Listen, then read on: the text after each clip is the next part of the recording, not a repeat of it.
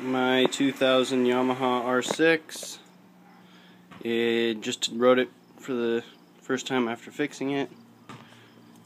Got a few things I want you guys to hear. So, it's still warm.